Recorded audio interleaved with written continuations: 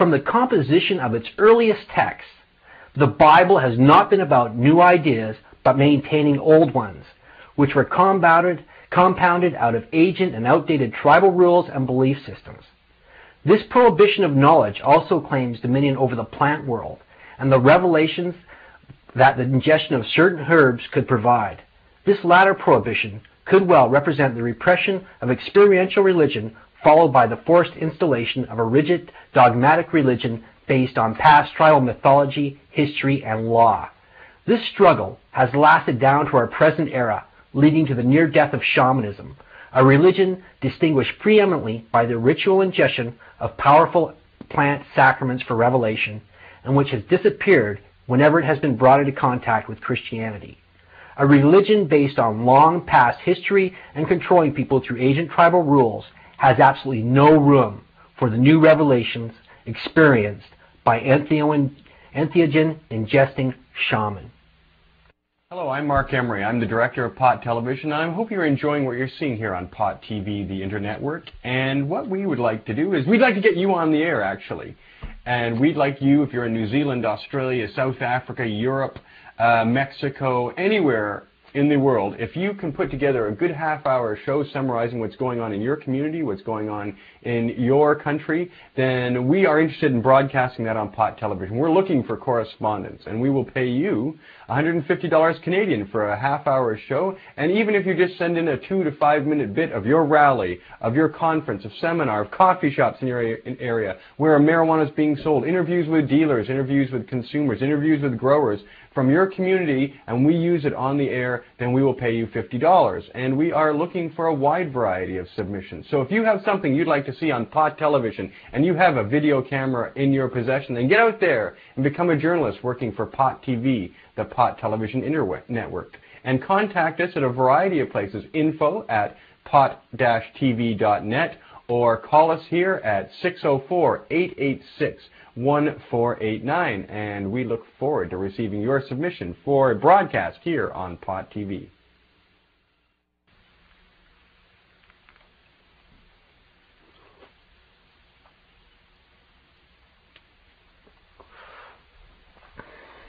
What were the trees of life and knowledge?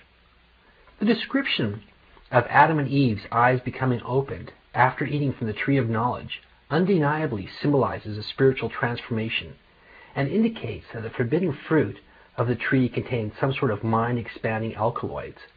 Quote, "The character of spiritual transformation is most evident in connection with intoxicants, poisons, and medicine. The feeling that he is transformed when he imbibes them is one of the deepest experiences of man. Such a transformation is experienced as spiritual." Eric Newman. Due to this archaic relationship, numerous researchers have suggested that the prohibited tree in the Eden myth likely, quote, "originally involved a psychedelic sacrament in which the worshippers ate certain hallucinogenic foods," end quote, Robert Anton Wilson.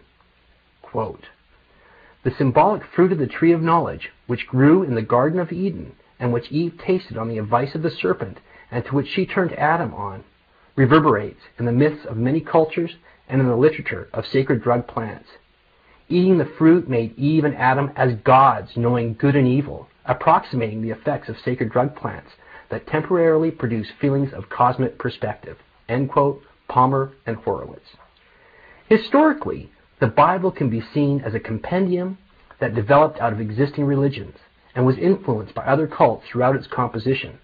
In light of this, it is difficult to discuss the symbolism of the Garden of Eden without discussing the cults and their deities on which the myth's symbolism is based.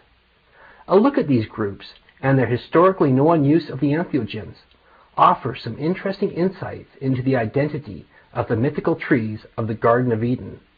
In discussing the Eden mythology, Harold Bloom notes that, quote, "Everything depends upon those two trees, of life and of knowing good and bad, or are they, after all, only one tree?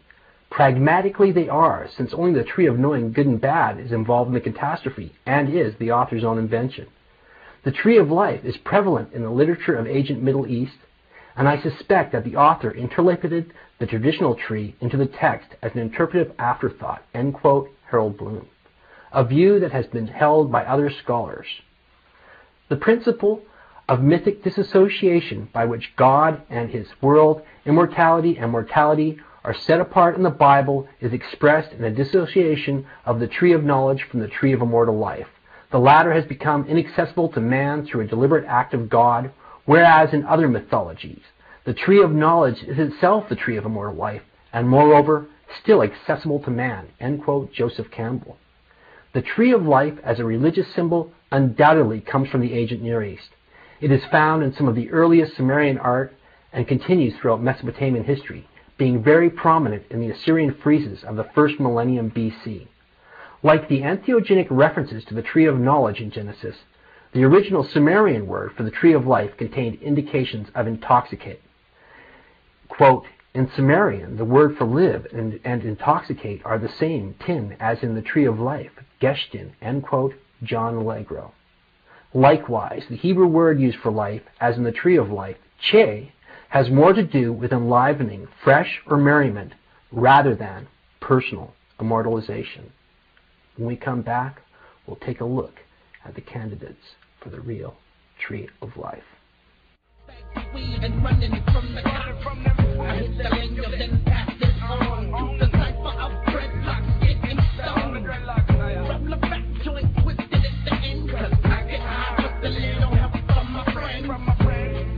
Hello, my name is Mark Emery. I'm the publisher of Cannabis Culture magazine. I'm the proprietor of Pot Television. And I urge you, if you want to grow some fine marijuana, to check out emeryseeds.com or the Emery Seeds catalog in Cannabis Culture magazine and grow yourself some fine marijuana.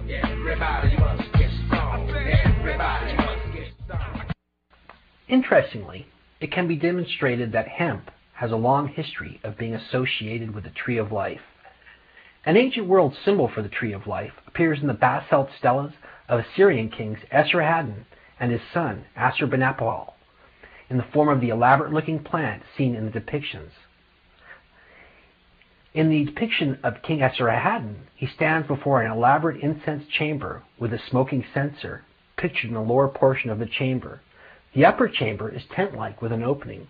The tent was used to hold the smoke of cannabis incense, which the king would inhale by placing his head inside of, a common means of marijuana inhalation in the ancient world and an act of worship. Quote, cannabis as an incense was burned in the temples of Assyria and Babylonia because its aroma was pleasing to the gods. Sula Bennett. An ancient Babylonian inscription reads, quote, the glorious God smells the incense. Noble food of heaven, pure wine which no hand has touched do they enjoy. End quote. In Babylonian religious rites, quote, inspiration was derived by burning incense, which, if we follow evidence obtained elsewhere, induced a prophetic trance. End quote, Professor Mackenzie. Quote, the Chaldean Magus used artificial means, intoxicating drugs, for instance, in order to attain to this state of excitement. For it was only then that he succeeded in deifying himself and received the homage of genies and spirits of nature. This doctrine prevailed also in the Babylonian magic books. This furnishes an affinity of conceptions and beliefs which is of great importance. These incantations, most of which go back to the deepest antiquity, were gathered in collections such as those we have fragments of. Among these mysterious rituals must be counted the use of enchanted potions, which undoubtedly contained drugs that were medically effective. End quote, Professor Lenormand. In the second quarter of the first millennium BC, the, quote, word cannabis begins to turn up as a source of oil, fiber, and medicine. End quote.